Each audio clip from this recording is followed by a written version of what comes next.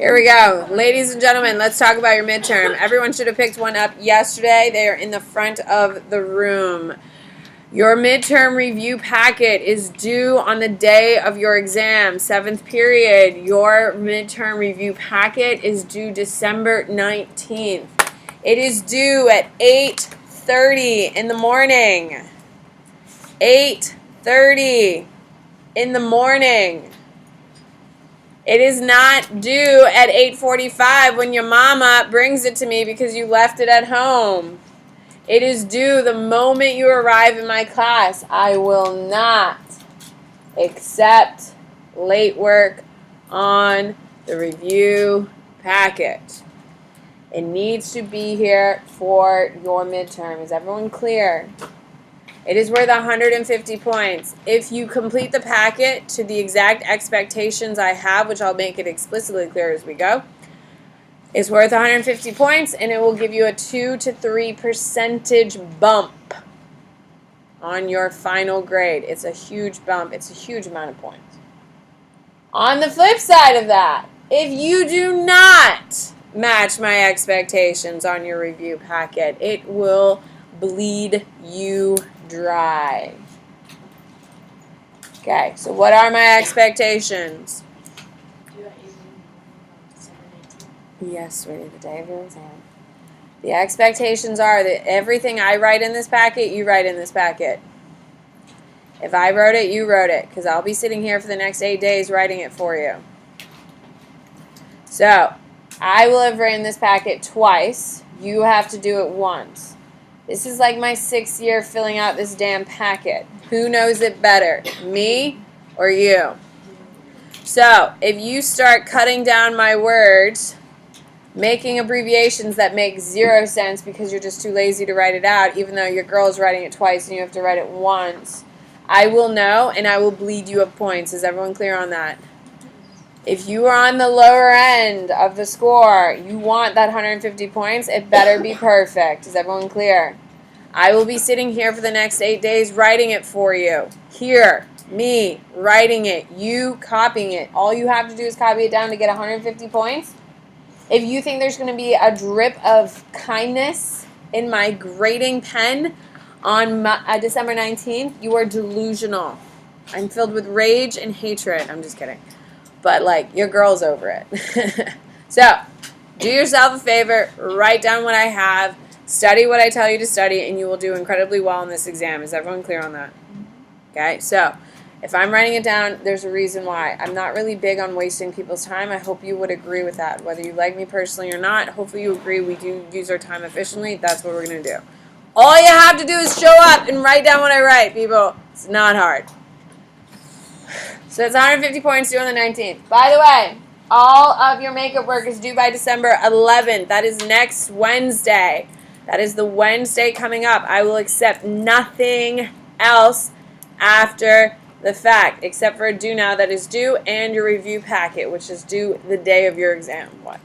I was going to ask this, but I've just never had to make this. Can I come in during 6th period? Oh, I don't care. Right there and do it? Yeah, I don't care.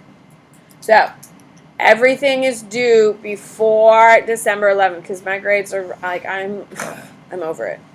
I would like to leave now for winter break. That's just apparently not an option. So, with that being said, my grades will close on Wednesday of next week for no changes. I have some assignments on my no-name wall of shame in a pile over here underneath my American flag. Make sure you got all of your T's and I's crossed and dotted, please, because my grades will close. Because, I'm over it. Questions, concern, comments about grades? Everyone knows the expectations. If I write it down, you write it down. Shall we begin? Well, hello, Emerson. You record it every day, so if you're not here, Yeah, of course. Just because it's also kind of annoying. So, let's do it. All right, John B. Watson. Above it, you're going to write classical conditioning, because guess what he was a part of? Oh my God, you guys are geniuses. Okay. In quotes, little Albert. I would write small, people. He's scared. Albert with loud noises when he met a rat.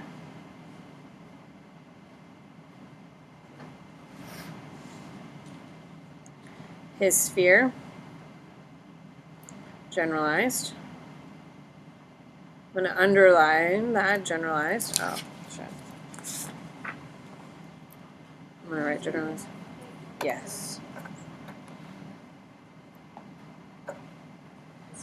Generalizes. I'm going to underline that term. To all white fur. To other furry animals. And to a white mask. This shows generalization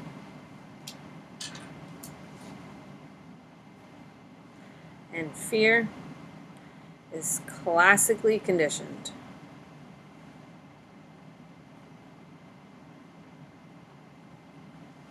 Do you now know why it's worth 150 points? Because we put a lot of things in those little boxes. How fun, right? Yay. B.F. Skinner, you're going to write operant conditioning. Because guess what he did? Look at you guys, geniuses. He takes Thorndike's, in quotes, law of effect, and tests it with his Skinner boxes.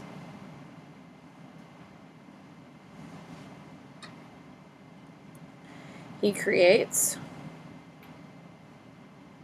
schedules of reinforcement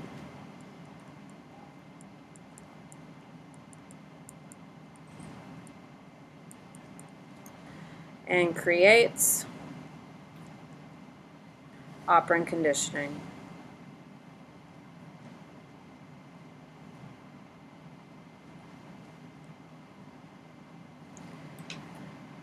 Albert Bandura, above him we're going to write observational learning. In quotes, we've got Bobo dolls. We liked that one, didn't we? Mm-hmm. Little kids. Watch adults. Beat up Bobo doll.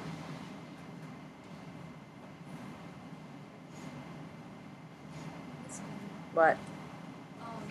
It says with his Skinner boxes. Skinner boxes is a little mechanism that has a little button in it, girl.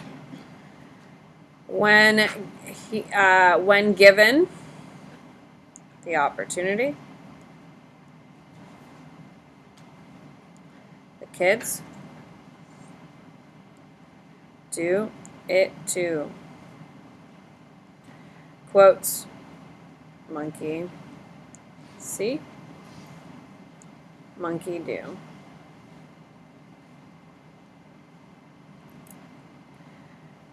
Kids add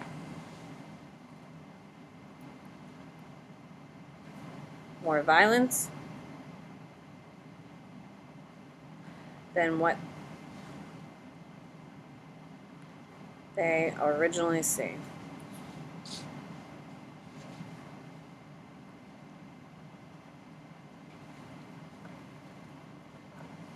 Okay, Howard Gardner. He does multiple intelligences.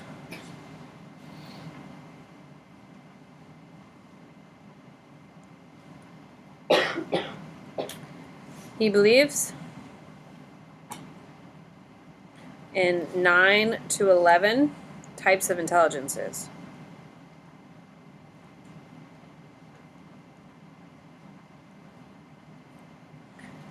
Logical, parentheses, math,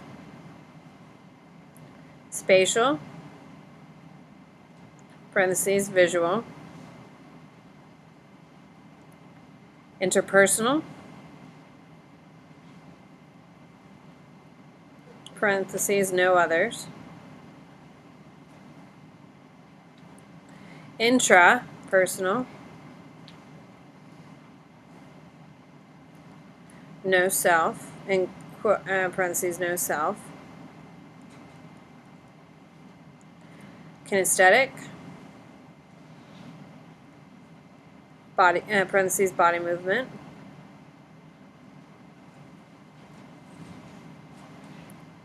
Linguistic, parentheses, verbal. Naturalistic, parentheses, patterns in nature.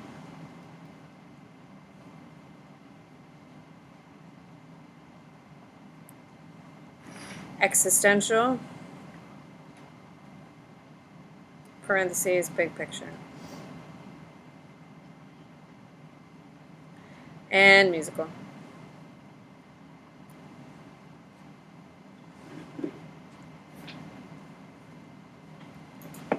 All right, above Herman Abangus. Does anyone remember what he did? Ebbinghaus has a ton of syllables. It's hard to remember with so many syllables. No one remembers? Huh? No. No. He's memory. Wait, what's the one? And he's the dude who does the forgetting curve. Thank God we're doing a review, huh, people? He does the forgetting curve. What he did is he memorized nonsense syllables, created memory curve, which looks like this. You're going to draw it in. It goes. I guess I should have had more straight, but that's fine. Okay. It says, we forget a lot immediately.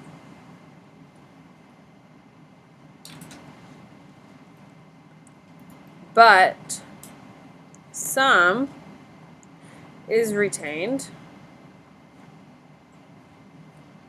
over a long period of time.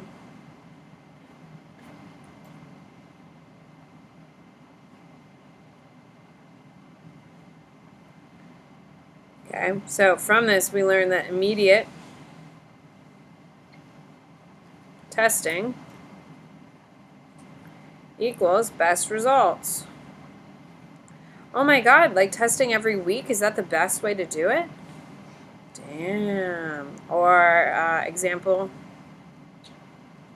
would be like vocab quizzes. If you study for a vocab quiz and take it immediately, doesn't that help with your success? You get so cranky at me when I get distracted and start slowly, don't you? Pavlov, classical conditioning.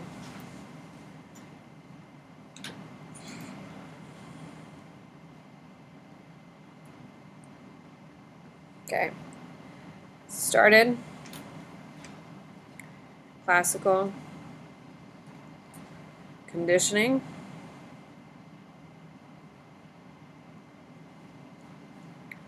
Measured. Dogs. Saliva. To the sound of a bell. Bell equals neutral stimulus.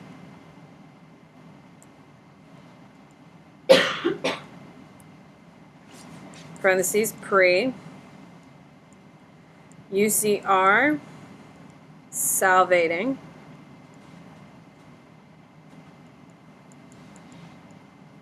UCS equals food.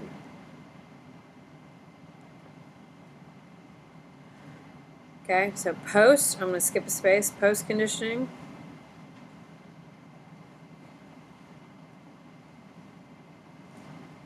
Conditioned stimulus is the bell.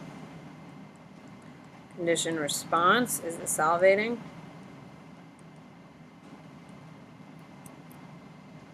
Which means the dog drools to the sound of the bell. No longer needs food.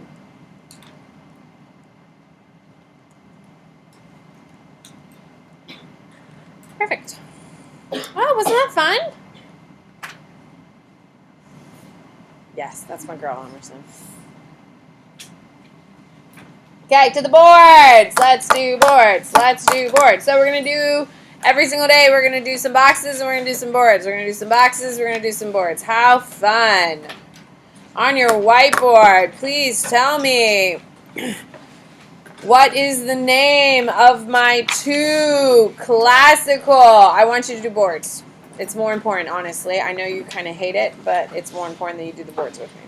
Okay, who are my two classical conditioning? Who are my two classical conditioning? I got 5, 6, 7. Come on, come on, come on. Luke, who are they? Pavlov and Watson. On your whiteboard, please tell me who's the operant conditioning guy. Good. Huh?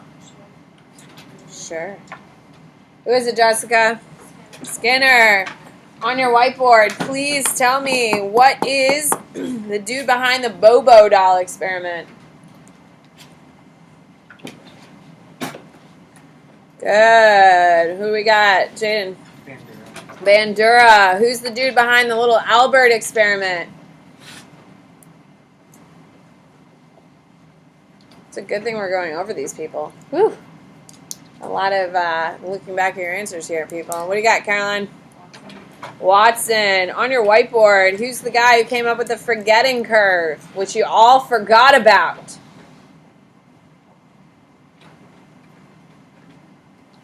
Who is it, Sydney? Ebbinghaus. On your whiteboard, please tell me what learning theory, what is the name of the learning theory that believes that if we like the outcome, we'll do it again? What learning theory is based on if we like the outcome, we'll do the behavior again? I got one. Still one. Hayden, will you please educate your peers? Operant conditioning. Who can raise their hand and tell me what operant conditioning is about? Because, like, we clearly have not retained this information. We have no idea. Operant conditioning is just a ghost of something we've talked about. Sophia.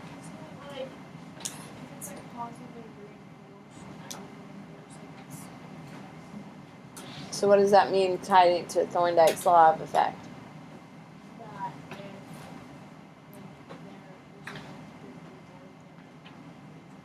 Yeah, if people like something, they're more likely. If every single time you, instead of getting your name on a stupid wall, I gave you $20 for an A, what are you going to do way more often? Yeah, I'm not doing that. I'm poor. My husband's Christmas list is very expensive this year. Okay, so operant conditioning is if you like it, you're going to do it. If you don't like something, what are you going to do? Avoid it. Okay, you probably hate when your parents take your phone. Can we agree? So you know what pisses them off, so you avoid doing that so you can keep your phone. That is also operant conditioning. Because if you don't like something, you avoid something. Okay? On your whiteboard, please tell me, what is CS stand for in classical conditioning? What does CS stand for in classical conditioning? Good. What is it? Curtis? No. What is it? Annalise? Conditioned stimulus. Who can raise their hand and explain to me what a conditioned stimulus is? What do you got, Madison? It's well, after they learn how to, like, what they're supposed to do once the bell rings, it's the bell. I don't know. It's something we taught them to respond to. It's something we taught someone to respond to. Like, if I wanted to, I could start my class every single day with a jingle. And by the time I got to the end of the jingle, you would know it's time for class to begin. Could you imagine if I did that? You basically do that with music. I know, but I haven't played music in a while because my head hurts really bad. That is true. Oh, Connor, you do listen to me. Because I have migraines all the time now. And it's really sad. What? No, I'm not playing Christmas music. We are we are not at a Christian school. We are at a public education. We do not play Christmas music. You can play the drill. Hi. No. What about my Kwanzaa people? I don't know any Kwanzaa songs. What about my the biggest Hindu one just passed a month ago, and no one wanted me to play any Hindi music. So you people, no. Okay, if someone was able to, like, yeah, No. No. No. We're in a public school. No. we could like walk in and Hello. You all have headphones. If you really want to, start your day with Jingle Bells, then do you. I'm not playing with it. Huh? What does it matter? Yes. So we've gone off track. I'm perfectly fine with my stance. There will be no religious music at all. No specific holiday music will be played because I don't play it for all, so I'm not playing it for one. Hell no. And I cannot get Rudolph the Red-Nosed Reindeer in my head. Shoot me in the face. Oh, I'm sorry. How many other Christmas songs are there? There's like 6. there's so many. We are so done with this conversation. No, we're fine. Hi, we're fine. Huh? You should show us a Christmas song. Christmas song. No. What, Kelly? Do you? All right, here we go. On your whiteboard, please tell me who is the guy behind multiple intelligences. Oh. Controlled stimulus is always Conditioned stimulus. Controlled stimulus is what Curtis made up. Conditioned So, stimulus always starts neutral. Yeah. What do we got? Margot.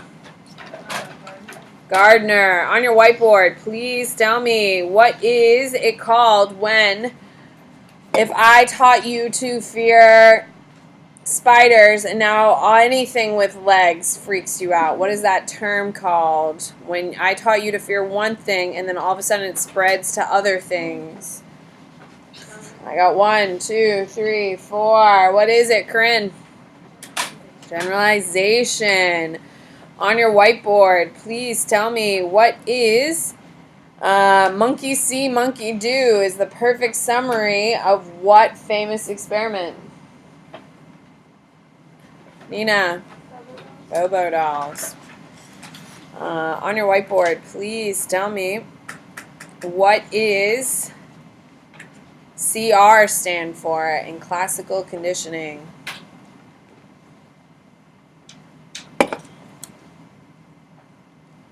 What do we got? Nina. Condition response. All right, I'm skipping the experiments for now. We're going to terms. Here we go. Okay. We're going to do cross off coefficients and we're going to do study. We'll come back to the correlational coefficients. Okay. I know there's a bunch of them. All right, here we go. So, correlational study is used to determine if changes in one variable cause a change in another variable. It looks for relationships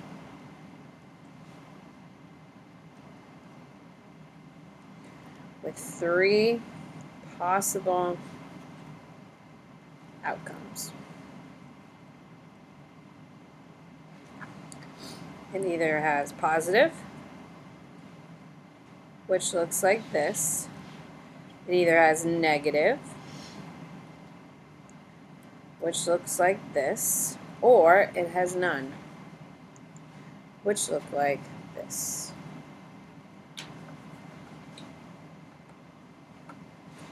All right, primary versus secondary reinforcers. Primary, what? With 3 possible outcomes. Okay, primary are innate, which means they're required for survival.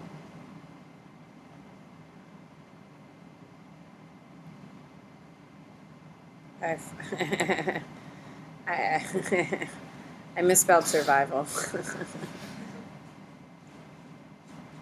Yeah, that's funny. And they are food, sex, water. Secondary are desired by choice.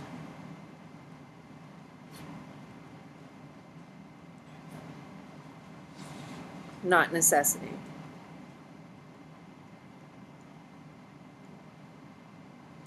This is clothes,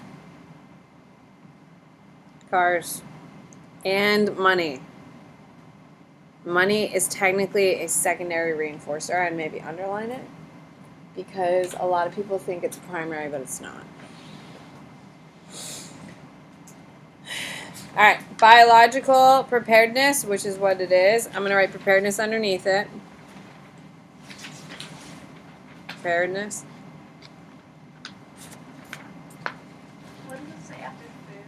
Oh. Okay. We are predisposed to be scared or fearful of things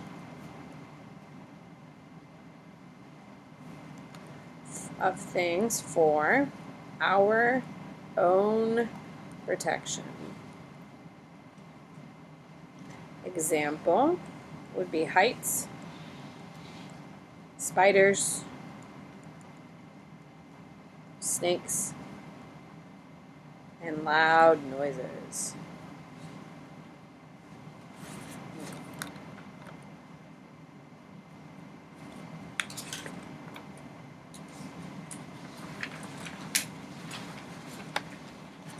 Look at us moving right along. What? So for that, Yeah, like for instance, if while we were in the middle of writing and I dropped a book on the floor purposely, every single person in the room is going to jump. Maybe you don't scream, but every single person in the room is going to flinch. Why?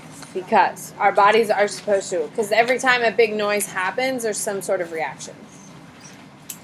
All right. Binocular cues. Can you get that for me? Thank you. In your box for binocular cues. Connor, hi. Do you think I'm sitting here for my health? Put your damn phone away. It's rude as hell because I'm sitting here and it's not something I want to be doing. Clear? Cool. 2 eyes needed. Okay, so it's binocular, bi, and it's cues. Write cues underneath it. This requires 2 eyes. 1 is convergence. So here are my eyeballs, and they are facing inward. Eyes tilt in. Parenthesis up close, because as things get closer, our eyes tilt in. 2 is disparity. I am a human. People, give me a second. Differences between the 2 images, your eyeballs see, equal image jumps.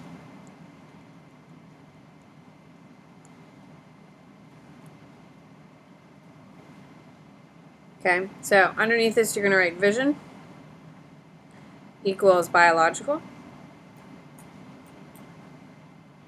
while perception, our understanding of what we see, is psychological.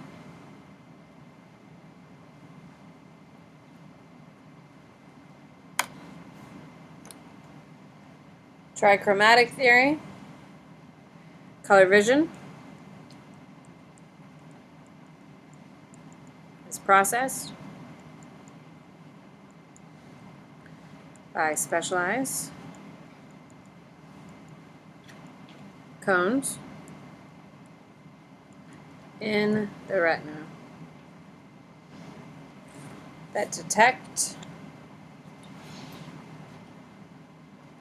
different colors. Red, green, and blue. This theory is supported by the opponent process theory, which is the US flag goes green equals opposite cones, parenthesis after image.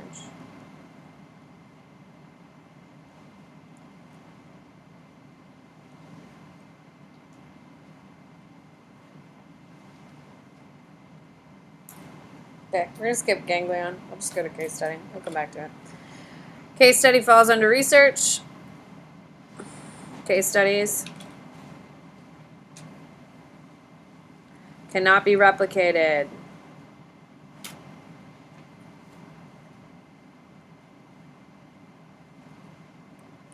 Longitudinal.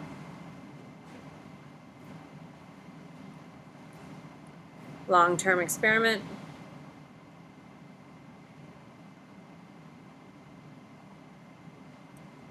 That is tested at different times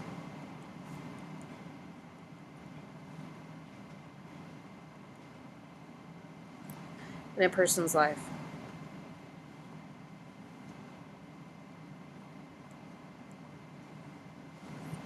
Okay, biggest drawback.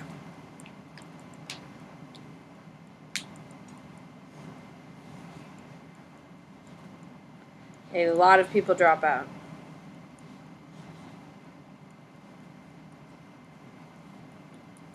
Perfect.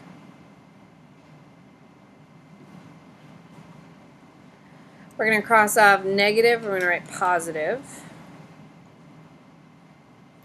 Positive reinforcement is when a person is praised for doing the right thing. If a person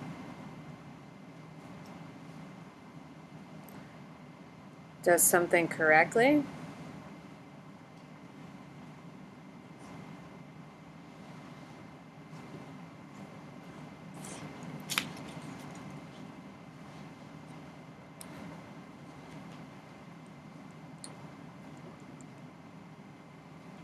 given praise, they will likely do it again.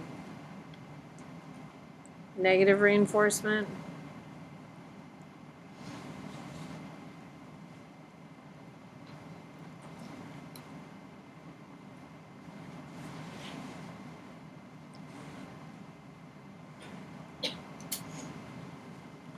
Harassing someone.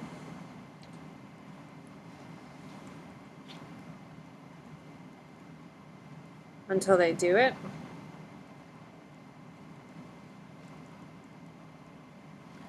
Cleans room.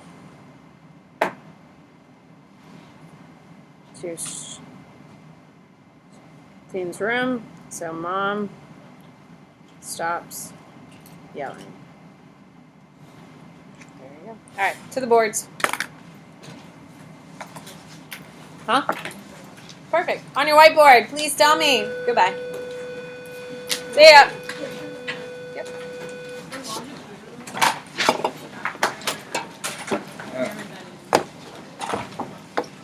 Darling, ask someone next to you. This is yours. Yeah, it's going to be posted today after school.